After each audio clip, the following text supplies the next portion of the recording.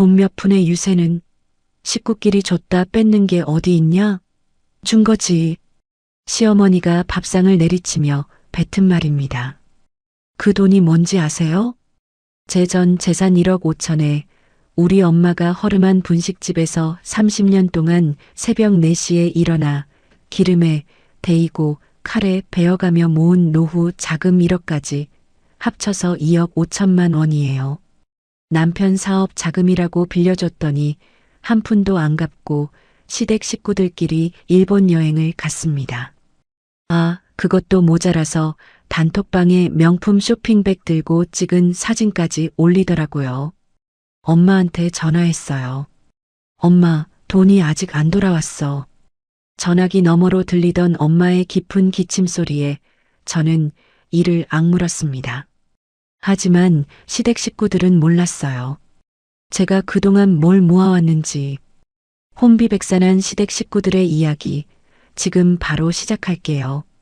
저는 서윤아, 올해로 결혼 10년 차입니다. 중소기업 회계 담당으로 12년째 숫자와 씨름하며 살았고 전산세무 자격증도 땄죠. 쉬는 날이면 주말 과외 중개 아르바이트까지 뛰었습니다. 그렇게 한 푼 두 푼 모아서 통장에 1억 5천만 원을 채웠어요. 남편 한재혁은 대기업 과장이었지만 재혁의 월급은 매달 시어머니가 관리하는 가족 공동 통장으로 빠져나갔습니다. 그러니 제 명의로 된 돈만이 저를 지켜주는 유일한 울타리였죠. 그해 가을, 어느 일요일 오후였습니다. 시어머니 김말순 여사가 드물게 우리 집을 직접 찾아오셨어요.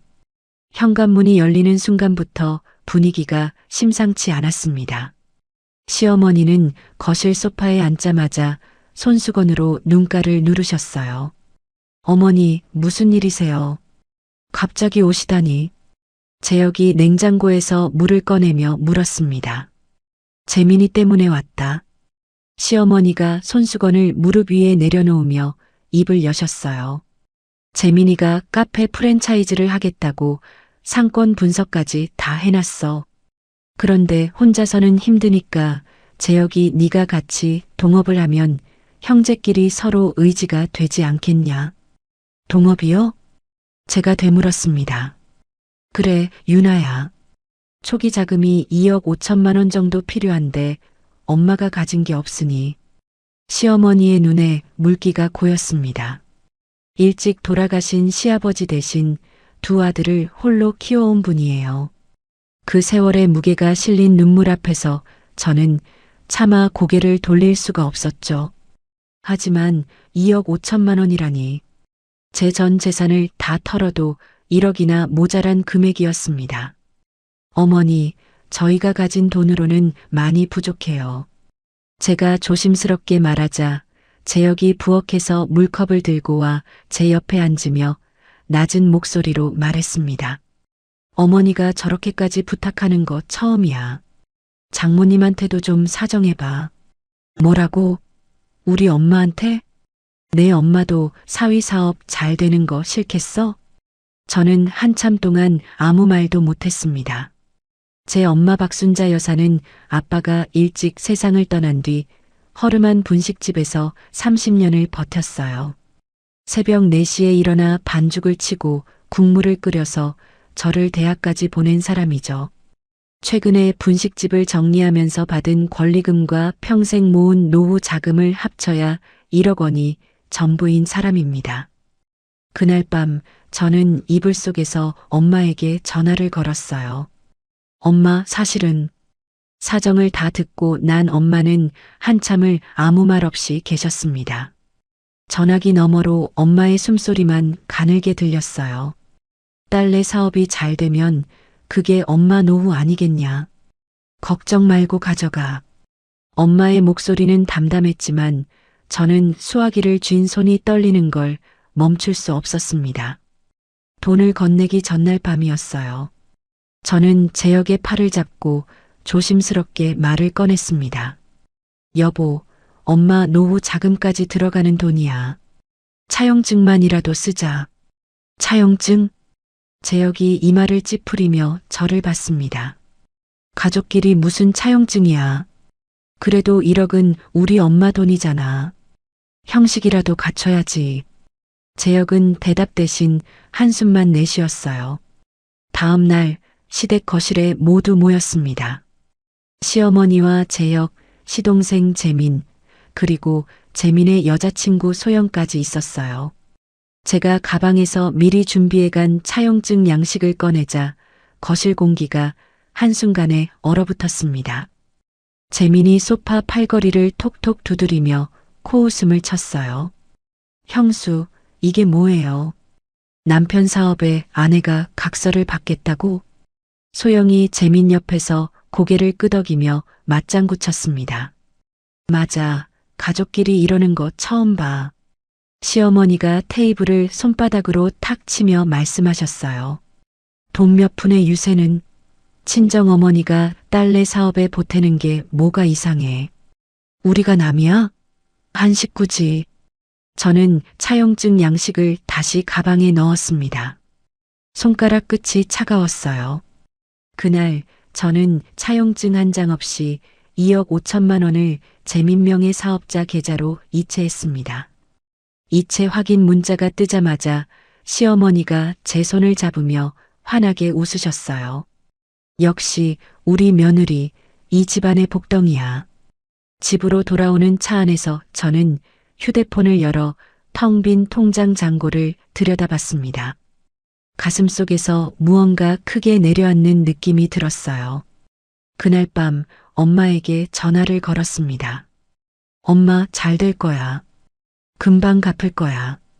목소리가 자꾸 흔들렸지만 전화기를 꽉 쥐고 버텼습니다. 한 달 뒤 재혁은 10년 다니던 대기업에 사직서를 냈어요. 재민과 본격적으로 카페 1호점 인테리어 공사에 들어갔죠.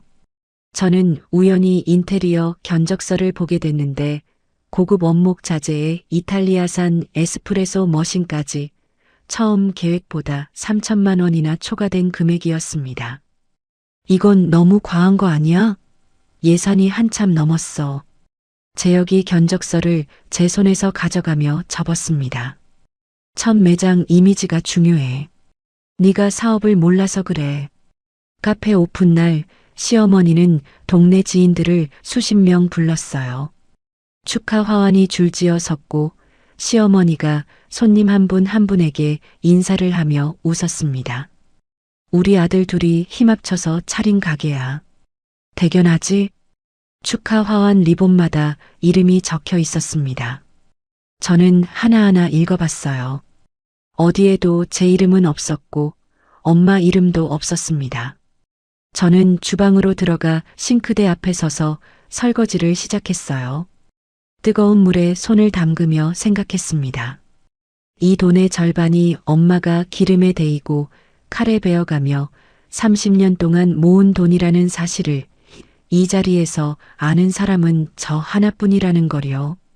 오픈 후 2달 동안 저는 퇴근 후와 주말마다 카페에 나가 무급으로 홀서빙과 재고 관리를 도왔습니다.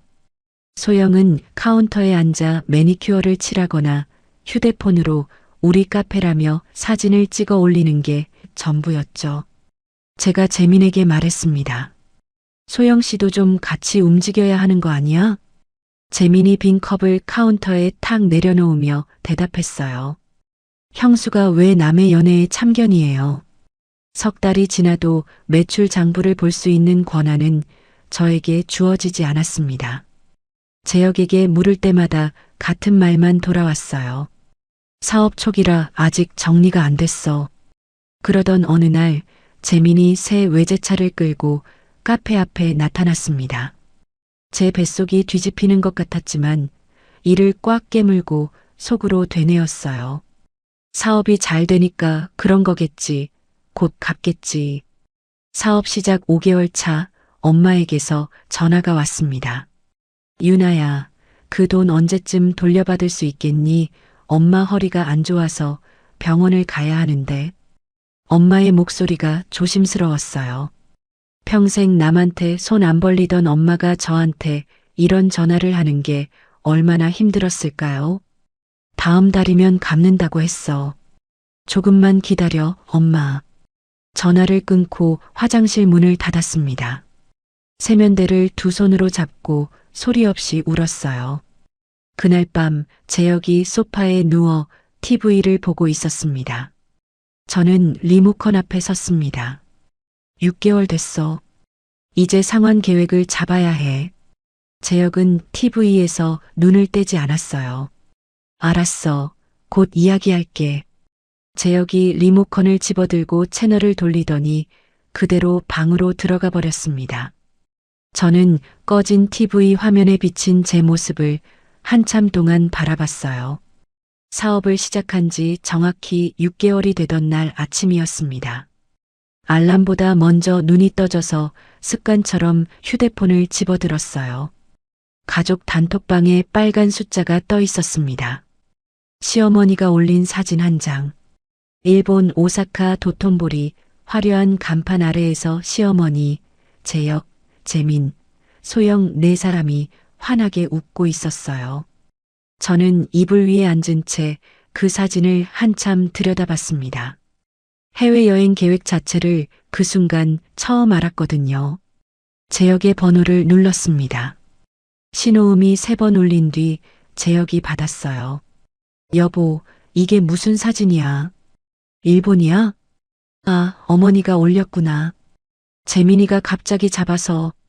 갑자기? 나한테는 말 한마디도 없이? 국제전화 요금 비싸니까 카톡으로 해. 뚝. 전화가 끊겼습니다. 저는 휴대폰을 이불 위에 내려놓고 천장을 올려다봤어요. 단톡방에 사진이 계속 올라왔습니다. 시어머니가 오사카 백화점에서 명품 가방을 들고 찍은 사진. 재민과 소영이 교토고급 여관에서 일본 정식을 앞에 놓고 찍은 사진. 저는 사진 속 쇼핑백 상표와 여관 이름을 하나하나 검색해 봤어요. 4명이 이 정도로 쓰려면 최소 1,500만 원은 들었을 겁니다. 출근길 지하철에서 같은 회사 회계팀 동료 정민이 제 얼굴을 보더니 옆자리로 왔습니다. 유나야, 얼굴이 왜 그래? 밤새 운 거야? 저는 입술을 깨물다가 처음으로 입을 열었어요. 시댁에 돈을 빌려줬는데 한 푼도 안 갚고 해외여행을 갔어. 정민이 눈을 크게 뜨며 물었습니다. 얼마? 2억 5천. 차용증은 있어? 제가 고개를 저었습니다. 정민이 한숨을 길게 내쉬며 제 손을 잡았어요. 유나야, 그건 법적으로 네가 많이 불리해질 수 있어. 지하철 창문에 비친 제 얼굴이 낯설었습니다. 그날 저녁 빈집에 돌아와 식탁에 앉았어요. 밥을 차릴 기운이 없어서 물 한 잔만 들고 휴대폰을 열었습니다. 단톡방을 스크롤하다가 시어머니가 올린 글 하나가 눈에 들어왔어요. 우리 가족 첫 해외여행. 아들 둘이 사업 성공해서 효도 여행 보내주니 눈물이 난다. 그 아래 시어머니 지인들의 댓글이 줄줄이 달려 있었습니다. 아들 잘 키우셨다. 복 많으시다. 부럽습니다. 저는 휴대폰을 식탁 위에 엎어놓고 두 손으로 얼굴을 감쌌어요. 참다 못해 재혁에게 메시지를 보냈습니다. 우리 엄마 노후 자금도 들어간 돈이야. 여행 다녀와서 제발 상환 일정만이라도 잡아줘. 엄마가 병원비가 필요해. 긴 메시지였어요. 한 글자 한 글자 눌러가며 썼습니다. 5시간 뒤 재혁의 답이 왔어요. 가족끼리 준 돈 가지고 왜 그래? 장모님도 딸내 사업에 보탠 거니까 투자금이라고 생각하면 되잖아. 여행 중에 이런 얘기 하지 마. 저는 그 메시지를 읽고 또 읽고 3번째 읽은 뒤 화면을 캡처해서 저장했습니다. 그날 밤 한숨도 자지 못했어요.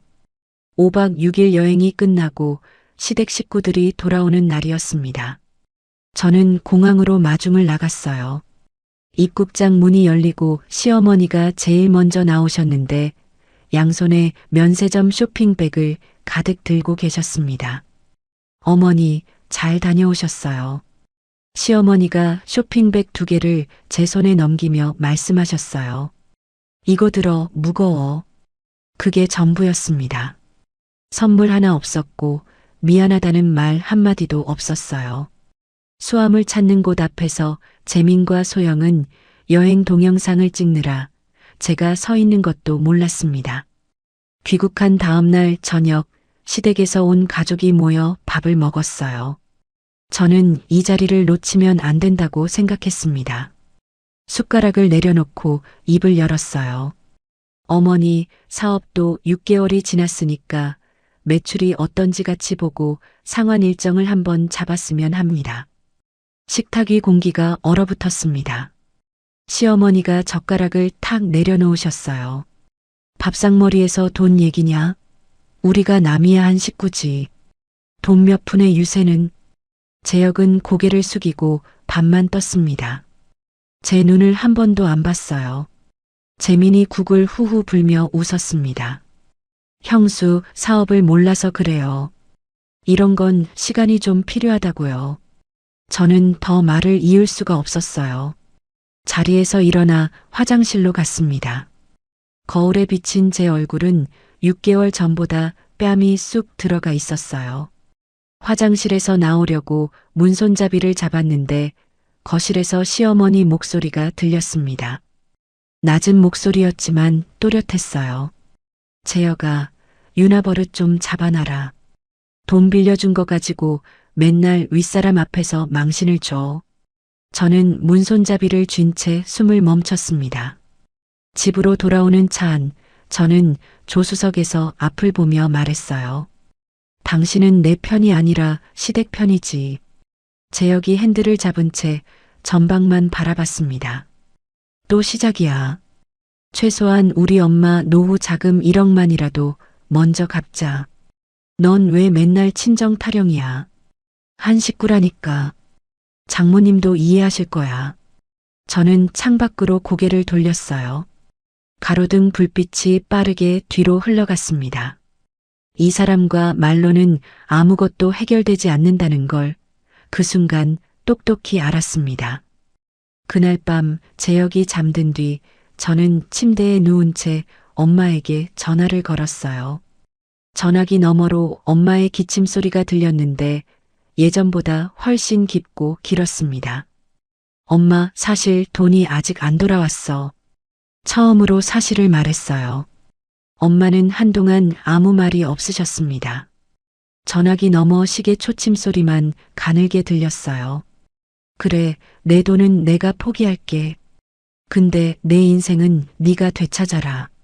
엄마 팔자는 됐어도 내 팔자까지 줄 순 없다. 저는 이불을 두 손으로 움켜쥐었습니다. 소리가 나올까봐 입술을 깨물었어요. 엄마가 전화를 끊은 뒤에도 저는 한참 동안 천장만 바라보고 있었습니다. 엄마와 통화한 다음 날 아침이었습니다. 저는 지하철역 앞에서 발걸음을 멈췄어요. 평소처럼 개찰구로 향하지 않고 회사 근처 골목길을 천천히 걸었습니다. 법률사무소 간판들을 하나하나 눈에 담았어요. 점심시간에 사무실 컴퓨터로 구청 홈페이지에 접속했습니다. 무료 법률상담 예약 페이지를 찾아 다음 주 화요일 오후 시간대에 접수를 완료했어요. 접수 확인 화면을 캡처하고 나서야 마우스를 쥔 손이 떨리고 있다는 걸 알았습니다. 상담 당일 반차를 내고 구청 법률센터를 찾았어요. 상담실 문을 열자 이준서라는 이름표를 단 변호사가 자리에 앉아 있었습니다. 앉으세요. 어떤 일로 오셨습니까? 저는 의자에 앉아 처음부터 끝까지 이야기했어요. 시어머니의 부탁, 엄마의 돈, 차용증 없이 이체한 2억 5천만 원, 그리고 한 푼도 갚지 않고 해외여행을 간 시댁 식구들. 이준서 변호사가 펜을 내려놓으며 말했습니다. 차용증이 없어도 방법이 있습니다. 계좌로 보낸 기록, 카톡 대화, 녹음 같은 것들이 충분히 쌓이면 빌려준 돈을 돌려달라는 소송을 낼 수 있어요. 정말요? 어머니 이름으로 보낸 1억은 따로 청구할 수도 있습니다. 어머니 계좌에서 보낸 기록을 반드시 챙기세요. 이준서 변호사가 상담 메모지에 뭔가를 적으며 덧붙였어요. 남편분이 사업의 동업자라면 이혼할 때 사업체 몫까지 나눌 대상이 됩니다. 그 점도 알아두세요. 상담실을 나오는 복도에서 다리에 힘이 풀렸습니다. 벽에 등을 기대고 숨을 깊이 들이쉬었어요. 길이 있다는 것, 그 사실 하나가 제 가슴속 어딘가를 세게 두드렸습니다. 회사로 돌아오는 길에 정민에게 전화를 걸었어요. 정민아, 오늘 구청에서 법률 상담 받고 왔어. 진짜? 뭐라고 하던? 증거가 충분하면 소송이 가능하대. 정민이 잠깐 침묵하더니 목소리를 낮췄습니다. 유나야, 우리 언니가 이혼 전문 변호사 한 명 알아. 최서연이라고. 연락처 보내줄게.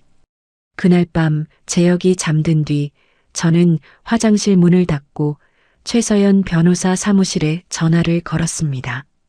수화기 넘어 안내 직원이 예약 날짜를 잡아줬고 저는 목소리가 새어나가지 않게 입을 손등에 대고 상황을 간략히 전달했어요. 그 주말 시어머니에게서 전화가 왔습니다. 유나야, 다음 달이 아버지 기일이다. 제사 비용 100만 원 보내라. 네, 어머니. 전화를 끊고 나서야 분노가 목까지 차올랐어요. 그 100만 원은 제가 법률 상담 비용으로 아껴둔 돈이었거든요. 하지만 아직은 안 됩니다. 시댁에 제 계획을 들키면 안 돼요. 저는 아무 내색 없이 송금 버튼을 눌렀습니다. 최서연 변호사를 처음 만난 날 변호사는 안경을 고쳤으며 제 이야기를 끝까지 들었습니다. 그리고 책상 위에 메모를 펼치며 또박또박 말했어요. 서윤아 씨, 지금부터 증거를 모으는 게 제일 중요합니다. 시댁과 나누는 대화는 전부 녹음하세요. 카톡은 빠짐없이 캡처하시고 어떤 대화를 특히 잡아야 할까요? 시댁에서 빌려준 게 아니라 준 거다라고 말하는 장면이요. 그 발언을 가능한 한만히 확보하세요. 최서연 변호사가 펜으로 메모지를 톡톡 두드렸습니다. 이혼 절차와 빌려준 돈을 돌려받는 소송, 이 두 가지를 동시에 준비하되 각각 따로 진행합니다. 서윤아 씨는 준비가 끝날 때까지 평소와 똑같이 생활하셔야 해요. 그때부터 저는 두 개의 삶을 살기 시작했습니다.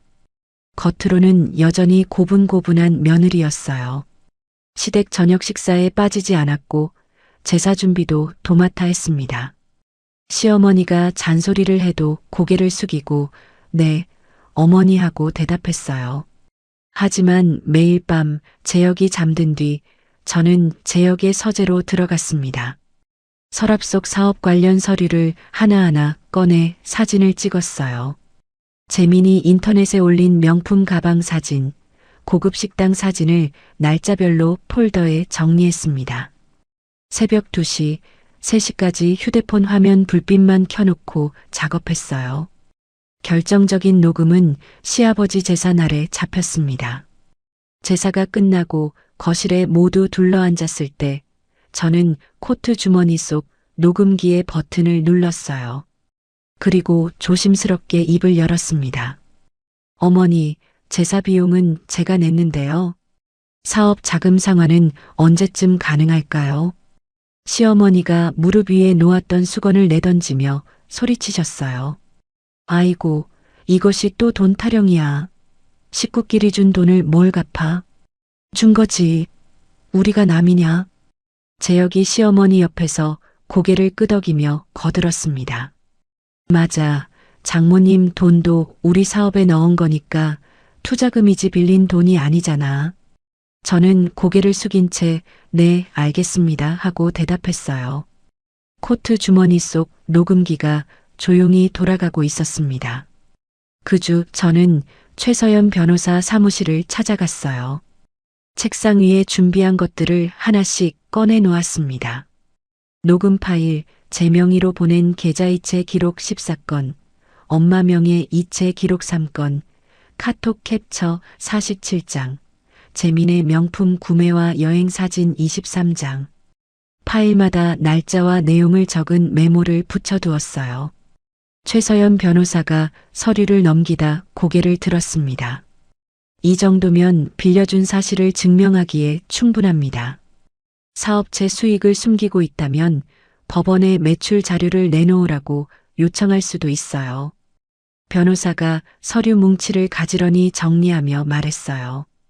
이제 본격적으로 서류 작성에 들어갑니다. 그 무렵 저는 조용히 제 이름으로 된 적금 3개와 보험 2개를 해지했습니다. 해지한 돈은 엄마 명의 계좌로 나눠 보냈어요. 결혼 전 할머니에게 물려받은 작은 오피스텔이 있는데 등기 서류를 다시 확인했습니다. 시댁과 엮인 부분이 없다는 걸 확인하고 나서야 숨을 내쉬었어요. 회사에도 사직서를 냈습니다. 한 달 뒤 퇴사 일정을 확정지었어요. 엄마의 여동생인 이모에게만 전화를 걸었습니다. 이모, 제가 곧 큰 결정을 하게 될 텐데 그때 엄마 좀 부탁드려요. 이모가 수화기 너머에서 한참 침묵하다가 낮은 목소리로 대답했어요. 알았다. 네가 결정한 거면 이모가 옆에 있을게. 모든 준비를 마친 어느 밤이었습니다. 재혁이 옆에서 코를 골며 잠들어 있었어요. 저는 천장을 바라보며 휴대폰을 열었습니다. 최서연 변호사에게 메시지를 보냈어요. 이혼 요구서와 내용 증명 최종본 확인했습니다. 다음 주에 모든 것을 실행합니다. 보내기 버튼을 누르고 화면을 껐습니다. 옆에서 재혁의 숨소리가 고르게 들렸어요. 저는 눈을 감았습니다. 이상하게도 마음이 담담했어요. 그로부터 5일 뒤 시댁에서 뜻밖의 소식이 왔습니다. 시어머니가 가족 단톡방에 메시지를 올리셨어요. 재민이가 일본 거래처 미팅 겸 4박 5일 오사카, 도쿄 여행 잡았다. 엄마 생신도 겸사겸사. 전원 참석? 저는 휴대폰을 쥔 채 심장이 쿵 내려앉았습니다. 그리고 곧바로 깨달았어요. 시댁 식구들이 전원 해외로 나가는 4박 5일. 이보다 완벽한 시간은 없었습니다. 저는 사직서를 낸 상태였지만 아직 마지막 근무 기간이 남아 있었어요. 시댁에는 여전히 회사에 다니는 것처럼 보여야 했습니다. 재혁에게 말했어요. 나 회사에 월말 결산 마감이 있어서 도저히 못 빠져. 또 회사야? 어쩔 수 없어. 마감이 밀리면 인수인계에 차질 생겨. 재혁이 고개를 절레절레 흔들며 시어머니에게 전화를 걸었습니다. 어머니, 유나가 회사 일 때문에 못 간대요. 수화기 너머로 시어머니 목소리가 들렸어요. 맨날 빠지네. 그래가지고 식구 노릇을 하겠냐. 재혁이 수화기를 귀에서 떼며 한숨을 쉬었습니다. 회사 일이래요. 어쩔 수 없죠. 저는 부엌에서 설거지를 하는 척하며 그 대화를 들었어요. 이 사람이 나를 위해 하는 마지막 변명이 될 거라고 생각했습니다. 출국 당일 아침이 밝았습니다. 저는 현관까지 나가 재혁의 캐리어를 건네줬어요. 잘 다녀와. 평소와 똑같은 목소리, 똑같은 표정으로 말했습니다. 재혁이 가볍게 손을 흔들며 차에 탔어요. 엘리베이터 문이 닫히고 주차장에서 차 소리가 멀어졌습니다. 저는 현관문을 닫고 곧바로 휴대폰을 열었어요. 항공사 앱에서 재혁 일행의 출국편 출발을 확인했습니다. 비행기가 떴어요. 저는 옷방 안쪽에 숨겨뒀던 캐리어 하나를 꺼냈습니다. 옷 몇 벌, 세면도구, 중요 서류 원본, 노트북. 그것만 넣었어요. 나머지는 전부 두고 가기로 했습니다. 식탁 위를 깨끗이 닦았습니다. 테이블 정중앙에 A사 봉투 2개를 나란히 놓았어요. 하나는 이혼 요구서, 하나는 내용 증명 2통이었습니다. 제 명의로 빌려준 1억 5천만 원을 돌려달라는 서류와 엄마 박순자 명의로 빌려준 1억 원을 돌려달라는 서류가 각각 들어 있었어요. 봉투 위에 메모지를 올려놓고 펜을 들었습니다. 읽어보시고 연락 주세요. 그 한 줄만 적었어요. 집을 나서기 전 거실을 한번 둘러봤습니다. 제가 고른 커튼, 제가 닦아온 바닥, 제가 수리비를 냈던 보일러. 10년이었어요. 그런데 이상하게 미련보다 가슴이 트이는 느낌이 먼저 왔습니다. 현관문을 닫는 순간 휴대폰이 울렸어요. 최서연 변호사의 메시지였습니다. 내용 증명 발송 완료. 시댁 주소지로 등기 접수했습니다. 오늘부터 본격적으로 시작입니다. 저는 캐리어를 끌고 엘리베이터에 올라탔습니다. 미리 계약해둔 원룸으로 향하는 택시 안에서 정민에게 메시지를 보냈어요. 나 오늘 나왔어. 고마워 그동안. 정민의 답이 바로 왔습니다. 잘했어. 무슨 일 있으면 바로 전화해. 저는 그제야 재혁과 시댁 식구들의 번호를 하나씩 차단 목록에 올렸습니다. 시어머니, 재혁, 재민, 소영. 4개의 이름이 차단 목록에 들어갈 때마다 손가락이 가벼워졌어요. 원룸에 짐을 풀자마자 엄마 집으로 갔습니다. 현관문을 열고 들어서자 엄마가 부엌에서 나오셨어요. 엄마는 아무 말 없이 마른 손으로 제 얼굴을 감쌌습니다. 거칠고 갈라진 손이었어요. 분식집에서 30년 동안 칼을 잡고 국물을 저은 손이었죠. 엄마는 그 손으로 제 볼을, 이마를, 턱을 한참 동안 만졌습니다. 엄마 나왔어. 돈도 반드시 되찾을게. 엄마가 천천히 고개를 끄덕이셨어요. 밥 먹어. 국 끓여놨다. 엄마가 부엌으로 돌아가 뚝배기를 들고 나오셨습니다. 된장국이었어요. 한 숟갈 떠서 입에 넣는 순간 모간이 뜨거워졌습니다. 10년 만에 먹어본 가장 따뜻한 밥이었어요. 그 시각 오사카에 도착한 시댁 식구들은 공항 앞에서 단체 사진을 찍고 있었습니다. 재혁이 단톡방에 메시지를 올렸어요. 유나도 같이 왔으면 좋았을 텐데. 답이 없었지만 재혁은 대수롭지 않게 여기고 렌터카에 올라탔습니다. 시어머니가 뒷좌석에서 혀를 차셨어요. 일만 아는 며느리, 즉 여행 3일째 재혁이 집에 있는 서류를 찾으려고 제 번호로 전화를 걸었습니다. 연결이 되지 않았어요. 카톡 메시지를 보냈지만 읽히지 않았습니다. 결산 마감이라 바빠서 못 보나 보다. 재혁이 혼잣말처럼 중얼거렸습니다. 재민이 옆에서 아이스크림을 뜯으며 웃었어요. 형수가 원래 답 느려요. 여행 마지막 날 밤 도쿄 호텔 방이었습니다. 재혁이 침대에 앉아 한 번 더 전화를 걸었어요. 여전히 연결되지 않았습니다.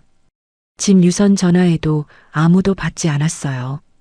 재혁이 휴대폰을 내려다보며 이마를 문질렀습니다. 그때 옆방에서 시어머니가 벽을 두드리며 소리치셨어요. 내일 아침 비행기 일찍이니까 빨리 자. 재혁이 휴대폰을 베개 옆에 내려놓고 불을 껐습니다. 뭔가 이상하다는 느낌이 분명히 있었지만 재혁은 이불을 덮고 눈을 감았어요. 같은 시각 저는 원룸 창가에 서서 밖을 내다보고 있었습니다. 낯선 동네의 가로등 불빛이 고요했어요. 휴대폰에는 아무 알림도 뜨지 않았습니다. 차단 목록이 제 역할을 하고 있었죠. 저는 불을 끄고 이불 속에 들어갔습니다. 좁은 원룸 천장이 낮았지만 숨은 편하게 쉬어졌어요. 시댁 가족이 귀국한 다음 날 오후였습니다. 재혁이 현관 비밀번호를 누르고 문을 열었어요. 며칠째 환기가 되지 않은 밀폐된 공기가 코끝을 찔렀습니다. 재혁이 신발장을 열었어요. 제 구두가 없었습니다. 운동화도 없었어요. 거실로 들어서자 옷장이 반쯤 비어 있었고 세면대에 제 칫솔과 화장품이 사라져 있었습니다. 재혁이 집안을 두리번거리다가 식탁 위에 놓인 A사 봉투 2개를 발견했어요. 1분도 걸리지 않았습니다. 재혁이 떨리는 손으로 봉투를 뜯었습니다. 이혼 요구서를 펼쳤고 내용 증명 2통을 차례로 읽었어요. 캐리어를 끌고 뒤따라 들어온 시어머니가 면세점 쇼핑백을 소파에 내려놓으며 물으셨습니다. 왜 그러냐? 얼굴이 왜 그래? 뭐야 그게? 재혁이 서류를 쥔 손을 떨며 입을 열었어요. 유나가 이혼을 원한대요. 그리고 돈 갚으래요. 유나 것도 장모님 것도 따로. 시어머니가 쇼핑백을 바닥에 떨어뜨렸습니다. 화장품 상자가 굴러나왔어요. 뭐라고? 이게 무슨 소리야? 비명에 가까운 소리였습니다. 재혁이 즉시 제 번호로 전화를 걸었어요. 이 번호는 수신 거부 상태입니다. 안내 멘트만 반복됐습니다. 재혁이 제 회사로 전화를 걸었어요. 여보세요. 서윤아 씨 좀 바꿔주세요. 해당 직원은 현재 재직 중이지 않습니다. 재혁이 휴대폰을 귀에서 떼며 멍하니 서 있었습니다. 시어머니가 재혁의 팔을 잡아 흔들었어요. 유나 엄마한테 전화해. 내가 직접 할게. 시어머니가 재혁의 휴대폰을 빼앗아 엄마 번호를 눌렀습니다. 세 번째 신호음에 엄마가 받으셨어요. 사돈, 유나가 어디 있어요? 이게 무슨 짓이에요? 엄마의 목소리가 수화기 너머로 들렸습니다. 낮고 단단한 목소리였어요. 우리 딸한테 빌린 돈 갚으세요. 더 할 말 없습니다. 뚝. 전화가 끊겼습니다. 시어머니가 휴대폰 화면을 노려보며 다시 전화를 걸었지만 엄마는 더 이상 받지 않으셨어요. 재민이 소파에 앉아 내용 증명을 읽고 있었습니다. 읽어 내려가던 재민의 얼굴에서 핏기가 빠졌어요. 형, 이거 봐. 여기 사업체 매출이랑 수익 내역을 내놓으라는 내용이 있어. 재민이 서류를 재혁에게 들이밀며 물었습니다. 이거 사업장 장부까지 다 드러나는 거야? 소영이 재민의 팔을 잡아당기며 떨리는 목소리로 말했어요. 오빠, 나는 연루 안 되는 거지? 나는 아무것도 모르잖아. 시어머니가 거실 한가운데 서서 두 아들을 번갈아 보며 소리치셨습니다. 그런 게 중요해? 가출한 며느리 하나 못 잡아오냐? 다음 날 오전 재혁이 급히 변호사 사무실을 찾아갔습니다. 변호사가 내용 증명과 이혼 요구서를 훑어보더니 안경을 벗으며 말했어요. 솔직히 말씀드리면 상대 쪽이 이미 계좌로 보낸 기록, 카톡 대화, 녹음까지 증거를 다 갖추고 있습니다. 내용 증명도 빈틈이 없어요. 이대로 가면 재판으로 넘어갈 가능성이 높습니다. 재혁이 의자 팔걸이를 움켜쥐었습니다. 그게 무슨 뜻입니까? 거기다 사업의 동업자시니까 이혼하면서 재산을 나눌 때 사업체 몫까지 나눠야 할 수 있습니다. 재혁의 입술이 파르르 떨렸어요. 그날 오후 시댁 거실에 긴급 가족회의가 열렸습니다. 시어머니, 재혁, 재민 세 사람이 마주 앉았어요. 재혁이 변호사에게 들은 이야기를 전했습니다. 시어머니가 팔짱을 끼며 소리치셨어요. 그래서 돈을 얼마나 토해내야 하는데. 재민이 다리를 떨며 말끝을 흐렸습니다. 형, 형수가 사업 장부를 본 적 있어? 우리 실제 매출이 드러나면. 재혁이 고개를 돌려 재민을 똑바로 쳐다봤어요. 재민아, 매출이 얼마야? 나한테까지 숨긴 거 있는 거야? 재민이 시선을 바닥에 떨어뜨렸습니다. 시어머니가 두 아들 사이에서 고개를 돌리며 말씀하셨어요. 재민아, 뭘 숨겨? 형한테 말해. 재민이 손으로 이마를 감싸며 더듬더듬 입을 열었습니다. 실제 한 달 순이익이 1,200만 원쯤 돼. 뭐? 재혁이 소파에서 벌떡 일어났어요. 내가 알던 건 절반도 안 되잖아. 나머지는 어디 간 거야? 재민이 고개를 숙인 채 대답했습니다. 장부를 2개 만들었어. 차이 나는 돈은 내 개인 계좌로 옮겼고 네가 나까지 속인 거야? 재혁의 목소리가 거실에 쩌렁쩌렁 울렸습니다. 시어머니가 두 아들 사이에 끼어들며 손을 저으셨어요. 싸우지 마. 지금 중요한 건 유나 잡아오는 거야. 재민이 고개를 번쩍 들며 쏘아붙였습니다. 형이 관리를 안 하니까 내가 알아서 한 거지. 형수 돈 가져온 것도 형이잖아.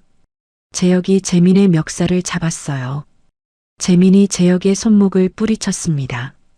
시어머니가 비명을 지르며 두 아들 사이에 몸을 밀어 넣었어요.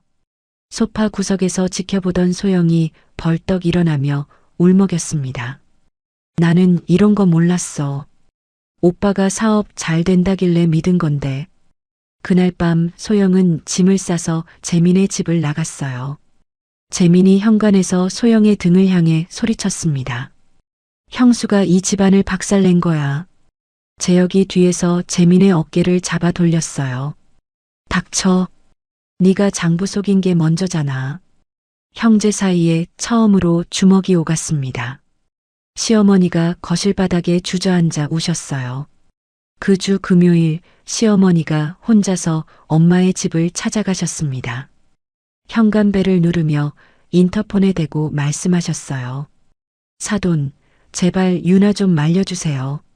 식구끼리 이럴 수 있습니까? 엄마는 문을 열지 않으셨습니다. 인터폰 너머로 엄마의 목소리가 흘러나왔어요. 그 돈은 내가 30년 동안 새벽마다 칼에 베이고 기름에 데어가며 모은 돈이에요. 식구끼리 준 거라고요? 전 당신네 식구가 된 적 없어요.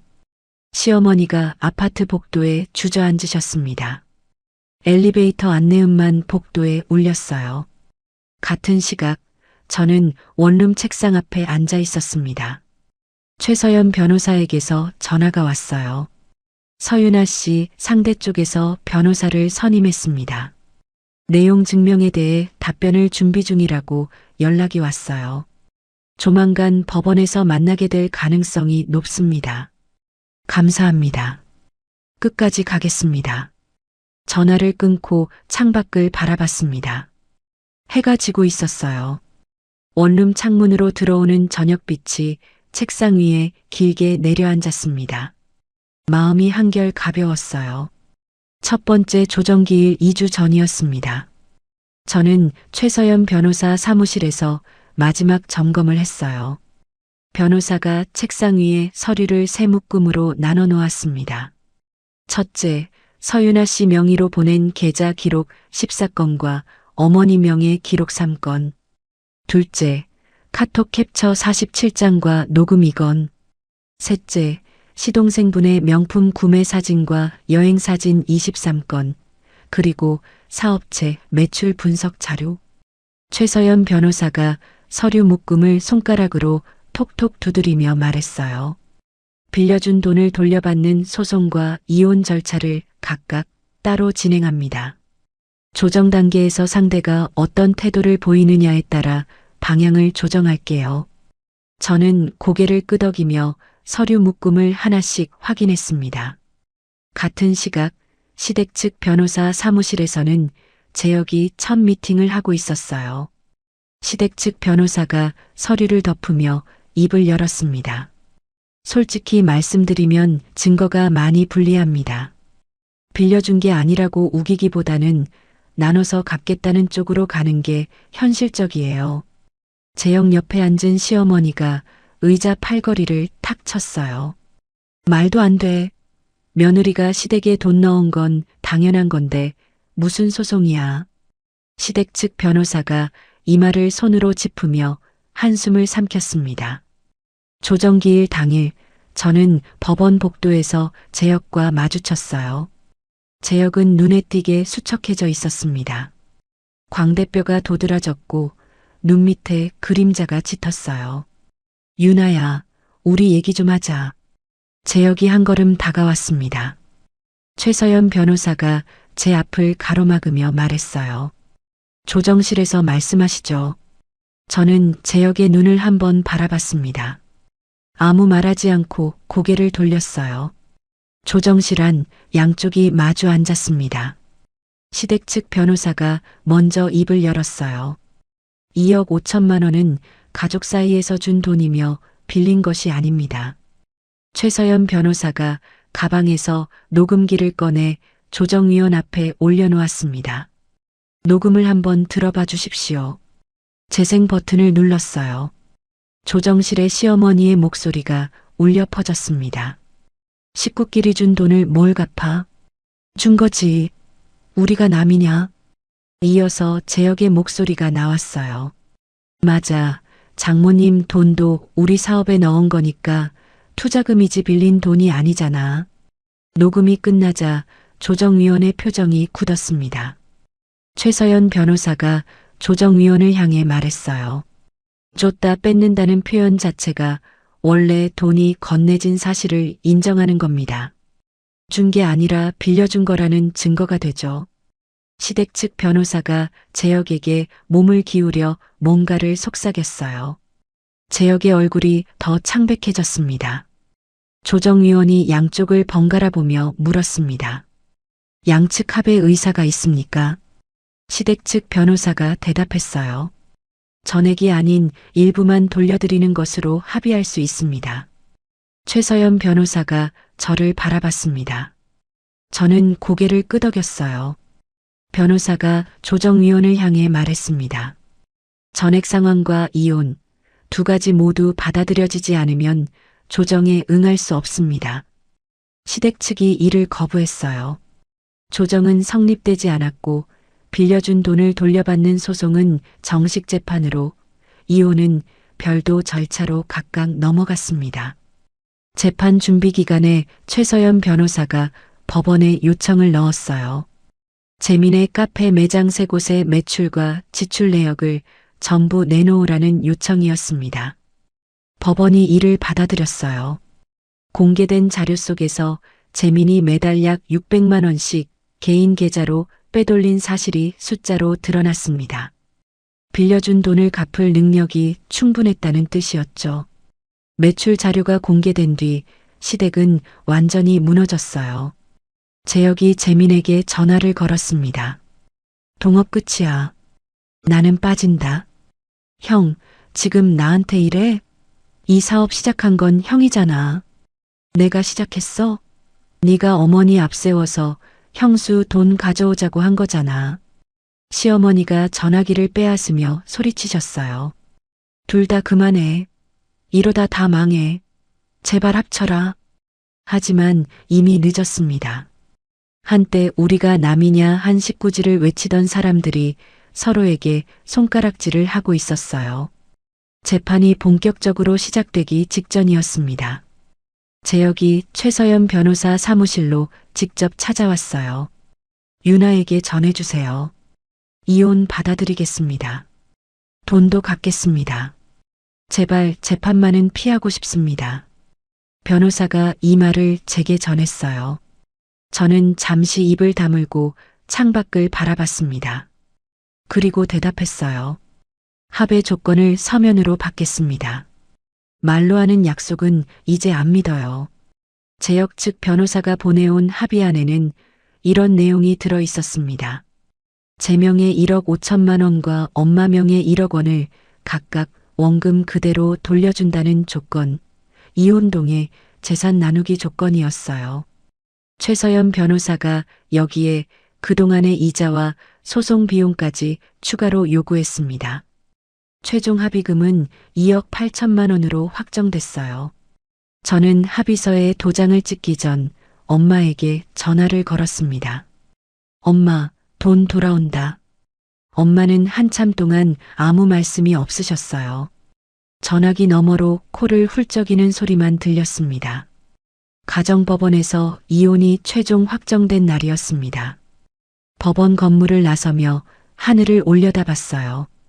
구름 한 점 없는 파란 하늘이었습니다. 최서연 변호사가 제 옆에서 말했어요. 고생하셨습니다. 서윤아 씨. 서윤아 씨. 누군가의 며느리도 아니고 누군가의 아내도 아닌 제 이름 석자. 그 한마디가 오래간만에 가장 깨끗하게 들렸어요. 법원 계단을 내려오는데 주머니 속 휴대폰이 울렸습니다. 엄마의 문자였어요. 유나야, 집에 와. 밥 해놨다.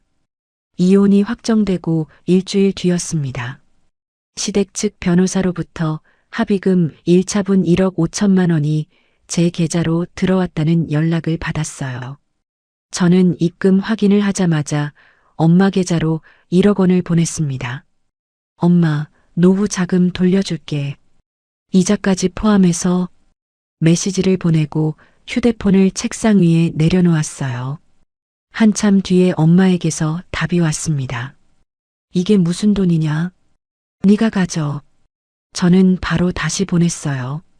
그 돈은 엄마 노후 자금이야. 내 것이 아니야. 엄마에게서 더 이상 답은 오지 않았습니다. 대신 이모에게서 전화가 왔어요. 유나야, 내 엄마가 울고 있다. 이모의 목소리도 젖어 있었습니다. 저는 전화기를 꼭 쥐고 눈을 감았어요. 다음 날 오후 엄마를 모시고 동네 병원에 갔습니다. 접수 창구 앞에서 엄마가 손사래를 치셨어요. 괜한 돈 쓴다. 안 아파. 괜찮아. 엄마 안 괜찮으니까 왔지. 가만히 앉아 계셔. 제가 접수 용지를 작성하는 동안 엄마가 제 손을 꼭 잡으셨습니다. 거칠고 마른 손이었지만 그 힘이 단단했어요. 의사가 검사 결과를 보며 말했습니다. 허리 상태가 많이 안 좋으십니다. 좀만 더 늦었으면 큰 수술이 필요했을 겁니다. 지금부터라도 꾸준히 치료받으셔야 해요. 진료실을 나오며 생각했습니다. 6개월만 더 늦었더라면 엄마의 돈도 건강도 모두 잃을 뻔했다는 사실에 등줄기가 서늘해졌어요. 합의금 2차분 1억 3천만 원은 한 달 뒤 입금 예정이었습니다. 저는 그 기간 동안 새 삶의 기반을 만들기 시작했어요. 회계 담당 12년 경력, 전산세무 자격증, 그리고 이번 일을 겪으며 직접 부딪혀본 경험까지 소규모 세무회계 사무실을 차리기로 결심했습니다. 정민에게 이야기했더니 눈을 반짝이며 말했어요. 나도 같이 하면 안 되냐? 동업하자. 저는 웃으며 고개를 저었습니다. 동업은 안 해. 하지만 네가 첫 번째 직원이면 좋겠어. 뭐야, 사장님이시네. 정민이 제 어깨를 툭 치며 웃었어요. 사무실 자리를 찾아다니던 어느 날이었습니다. 골목을 돌다가 낯익은 간판이 눈에 들어왔어요. 재민의 카페 1호점이었습니다. 한때 제 돈과 엄마의 돈으로 고급 원목 인테리어를 하고 비싼 커피 머신을 들여놓았던 그 매장이었죠. 유리문에 임대문이라고 적힌 종이가 테이프로 붙어 있었고 안은 텅 비어 먼지만 쌓여 있었습니다. 저는 멈추지 않고 그 앞을 지나쳤어요. 그 무렵 최서연 변호사를 통해 제역의 편지가 전달됐습니다. A사 2장 분량의 손편지였어요. 뒤늦게 깨달았다는 것, 아내가 아니라 어머니 편에만 서 있었고 그것이 당연한 줄 알았다는 것, 용서를 구하는 것이 아니라 잘못을 인정하고 싶었다는 내용이었습니다. 저는 편지를 끝까지 읽었어요. 접어서 서랍에 넣고 닫았습니다. 답장은 쓰지 않았어요. 사무실은 엄마 집에서 버스로 20분 거리인 소형 상가 1층으로 정했습니다. 보증금 1천만 원에 월세 60만 원, 9평짜리 작은 공간이었어요. 저는 직접 페인트를 샀습니다. 롤러를 들고 벽을 칠하는데 엄마가 김밥과 음료수를 들고 나타나셨어요. 엄마, 왜 왔어? 허리 아프잖아. 가만히 앉아 있으니까 더 아프다. 비켜. 저쪽 벽은 내가 할게. 엄마가 앞치마를 두르고 붓을 집어들었습니다. 나란히 벽을 칠했어요. 페인트 냄새가 코끝을 찔렀지만 그 작은 공간이 10년 동안 살았던 40평 아파트보다 넓게 느껴졌습니다. 중고 사무용 책상과 의자를 들이고 간판 시안을 그렸어요. 유나 세무회계. 제 이름이 들어간 간판이었습니다. 합의금 2차분이 예정대로 입금된 날 저는 최서연 변호사 사무실을 찾아갔어요. 작은 화분 하나를 들고 갔습니다. 이번 일하면서 저도 많이 배웠습니다. 서윤아 씨 같은 분은 처음이었어요. 변호사가 화분을 받으며 미소 지었습니다. 저는 사무실 문 앞에서 돌아서며 말했어요. 다시는 이런 일로 변호사를 찾지 않겠습니다. 변호사가 웃었고 저도 웃었어요. 개업 전날 밤 원룸 책상 앞에 앉아 장부를 꺼냈습니다. 지난 1년간의 수입과 지출을 한 줄씩 정리했어요. 한때 2억 5천만 원을 잃고 통장 잔고 48만 원으로 바닥을 찍었던 숫자가 있었습니다. 지금은 엄마 노후 자금을 온전히 돌려드리고도 사무실을 차릴 수 있는 돈이 남아 있었어요. 숫자를 하나하나 적으며 생각했습니다. 회계 담당 12년 숫자가 제일이었죠. 이제 그 숫자로 제 인생을 다시 쓰고 있었어요. 그 무렵 재혁은 재취업에 나섰지만 40대 중반에 경력이 끊긴 상태라 쉽지 않았습니다. 재미는 카페를 폐업하고 남은 빚을 감당하지 못해 시어머니 집으로 들어갔어요. 소영은 재민과 완전히 헤어진 뒤 연락이 끊겼고요. 시어머니는 한때 동네 지인들 앞에서 아들 둘이 효도 여행 보내줬다고 자랑하셨던 분이었는데 이제는 그 지인들의 수군거림이 두려워 외출도 꺼리고 계셨습니다. 우리가 남이냐 한 식구지를 외치던 그 가족은 식구끼리의 믿음이 먼저 깨져버렸어요. 개업 전날 밤 엄마에게 전화를 걸었습니다. 엄마, 내일 가게 열어. 와줄 수 있어? 당연하지. 엄마가 떡도 해갈게. 전화를 끊고 원룸 천장을 올려다봤어요. 내일 간판에 불이 들어오는 순간을 떠올렸습니다. 작은 간판이었지만 거기에는 제 이름이 적혀 있었어요. 개업 당일 아침 9시였습니다. 저는 간판 옆 전원 스위치 앞에 섰어요. 스위치를 올리자 윤아 세무회계 글자에 불이 들어왔습니다. 엄마가 옆에 서서 아무 말 없이 제 손을 잡으셨어요. 정민이 화환 대신 손편지를 들고 출근했습니다.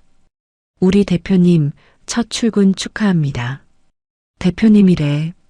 제가 웃자 정민이 사무실 안을 둘러보며 말했어요. 작지만 좋다. 딱 우리 사이즈야. 사무실 한쪽에 엄마가 새벽부터 만든 떡과 과일이 소박하게 놓여 있었습니다. 엄마가 떡 접시를 가지런히 정리하며 말씀하셨어요. 손님이 많이 올지 모르겠다. 떡이 모자라면 어쩌지. 엄마, 첫날이야.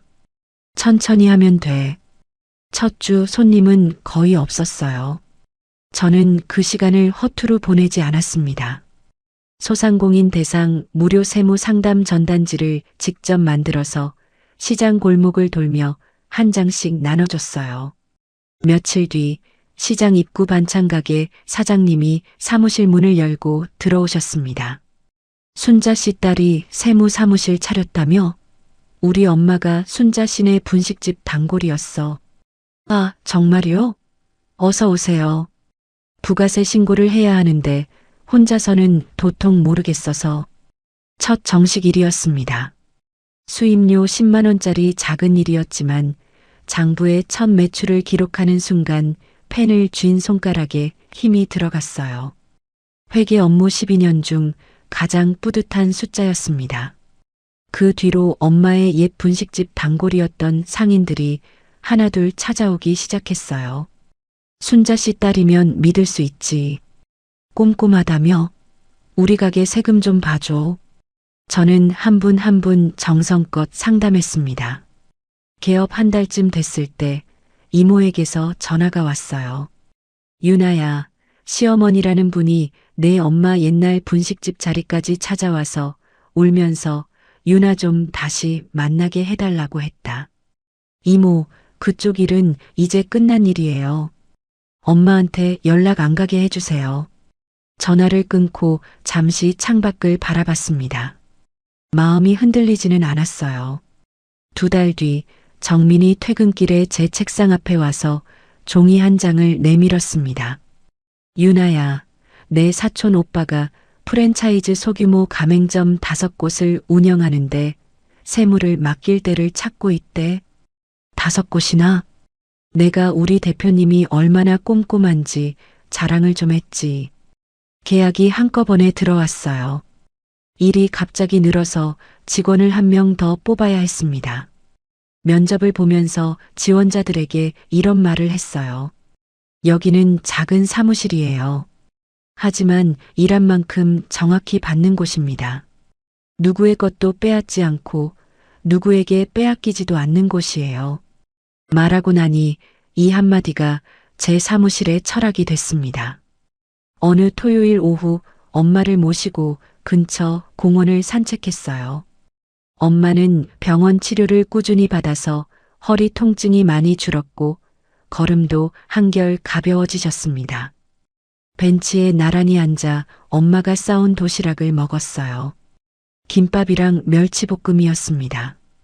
엄마가 김밥을 한 줄 집어 제 도시락 뚜껑 위에 올려놓으며 말씀하셨어요. 유나야, 엄마가 그때 왜 그 돈을 줬을까 미안하다. 저는 김밥을 한 입 베어 물고 천천히 씹었습니다. 엄마가 안 빌려줬으면 나는 아직도 그 집에 갇혀 있었을 거야. 그 돈 덕분에 나올 수 있었어. 엄마가 고개를 돌려 공원 나무를 바라보셨어요. 볼 위로 바람이 지나갔습니다. 그날 저녁 원룸으로 돌아온 저는 서랍을 열었어요. 제역에 편지가 접힌 채 들어 있었습니다. 꺼내서 한 번 더 읽었어요. 그리고 편지를 접어 쓰레기통에 넣었습니다. 미워서가 아니었어요. 그 사람과 그 시간에 대한 마지막 정리였습니다. 쓰레기통 뚜껑을 닫는 소리가 조용히 울렸어요. 사무실 개업 6개월 차 유나 세무회계는 고정거래처 20곳을 확보하며 안정적으로 돌아가고 있었습니다. 저는 원룸에서 엄마 집 근처 작은 투룸 전세로 이사했어요. 이삿짐을 정리하다 시댁에서 가져온 짐 상자를 열었는데 시어머니가 선물이랍시고 주셨던 값싼 스카프 한 장과 제역과의 결혼사진 한 장이 전부였습니다. 스카프는 기부함에 넣었고 결혼사진은 앨범 맨 마지막 장에 끼워뒀어요. 어느 날 퇴근길이었습니다. 정민이 옆에서 걸으며 제 얼굴을 빤히 보더니 말했어요. 유나야, 너 요즘 좀 달라진 것 같아. 뭐가? 웃는 게 자연스러워졌어. 예전엔 웃어도 눈이 안 웃었거든. 저는 그 말을 듣고 지하철 창문에 비친 제 얼굴을 봤습니다. 1년 전 시댁 화장실 거울에서 보던 얼굴과는 다른 사람이었어요. 그해 연말, 엄마와 단둘이 제주도 여행을 떠났습니다. 공항 탑승구 앞에서 엄마가 제 팔을 잡으며 말씀하셨어요. 엄마는 비행기 처음이다. 엄마의 눈이 아이처럼 반짝거렸습니다. 저는 1년 전 시댁 식구들만의 해외여행 사진을 보며 혼자 밥을 먹던 그 밤을 떠올렸어요. 지금 옆에 있는 이 사람과의 이 여행이 가장 비싼 여행은 아니었지만 가장 값진 여행이라는 걸 알고 있었습니다. 제주도 바다가 보이는 카페에 앉았어요. 엄마가 커피를 한 모금 마시고 창밖을 바라보셨습니다. 유나야, 넌 참 대단하다. 아니야. 나는 그냥 엄마 딸인 게 대단한 거야. 창밖으로 햇살이 바다 위에 쏟아지고 있었어요. 엄마가 커피잔을 두 손으로 감싸 쥐고 웃으셨습니다.